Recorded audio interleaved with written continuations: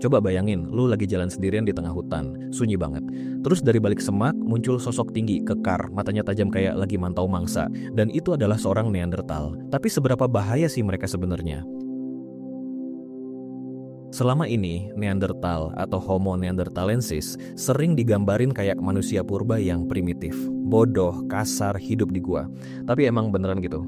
Atau justru mereka makhluk cerdas, kuat, dan berbahaya banget di zamannya cuy? Oke, kita mulai dulu dari siapa mereka. Neanderthal adalah kerabat terdekat manusia modern Homo sapiens. Mereka hidup di Eropa dan Asia sekitar 400.000 sampai 40.000 tahun lalu. Pertama kali ditemukan di lembah Neander, Jerman, makanya dinamain Neanderthal. Secara fisik mereka beda banget sama kita. Lebih pendek tapi jauh lebih berotot. Tengkoraknya gede, alisnya tebal, wajahnya menonjol. Yang mengejutkan, ukuran otak mereka malah lebih besar dari otak kita sekarang. Jadi anggapan mereka bodoh itu salah besar cuy. Penelitian menunjukkan Neanderthal bisa bikin alat dari batu, ngerti cara pakai api, dan mungkin udah bisa ngomong pakai bahasa dasar. Mereka berburu bareng-bareng, hidup dalam komunitas, dan punya sistem sosial yang cukup kompleks. Tapi pertanyaannya, mereka bahaya nggak? Gini cuy, kalau lo dilempar ke zaman es dan harus pilih bertarung lawan serigala atau Neanderthal, mending lawan serigala, serius. Neanderthal itu kayak powerlifter alami, tulangnya padat, ototnya besar, dan stamina mereka luar biasa. Kalau zaman sekarang mereka hidup, mereka bisa jadi atlet strongman kelas dunia.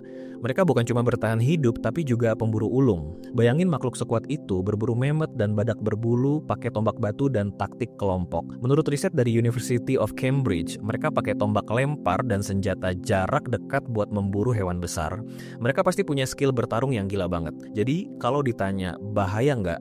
Jawabannya udah pasti bahaya banget cuy. Sekarang bayangin ini, sekitar 60.000 tahun lalu, manusia modern mulai keluar dari Afrika. Mereka ketemu Neanderthal di Eropa dan Asia Barat. Lalu apa yang terjadi? Ada dua teori besar. Pertama, teori damai. Manusia dan Neanderthal mungkin hidup berdampingan, saling tukar budaya, mungkin kawin campur. Faktanya, hampir semua orang non-Afrika hari ini punya 1-2% DNA Neanderthal. Artinya kita masih bawa warisan mereka cuy. Kedua, teori konflik. Mungkin mereka rebutan wilayah, makanan, atau pasangan. Dan dalam dunia prasejarah, konflik itu brutal, cepat mematikan, dan langsung berdampak pada kelangsungan hidup kelompok. Beberapa temuan fosil Neanderthal menunjukkan bekas luka mirip serangan senjata manusia modern. Tapi belum cukup buat disimpulin terjadi perang besar-besaran. Tapi yang jelas, setelah ribuan tahun Homo sapiens bertahan, Neanderthal punah.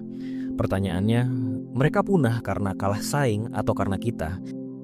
Masalahnya banyak orang masih ngeremehin Neanderthal, nganggap mereka kayak manusia gua tolol.